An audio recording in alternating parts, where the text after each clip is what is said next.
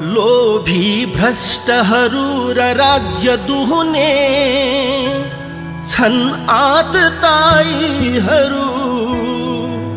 साँचो भन्दछु देशका जहर हुन् झोलेर चम्चाहरू। साँचो भन्दछु देशका जहर हुन् झोलेर चम्चाहरू। पायौं स्वर्ग भुलाउने मुलुक यो के छैन खोजे यहाँ। पाएनौ तर चालमाल गतिलो दुर्बुद्धि फैल्यो यहाँ।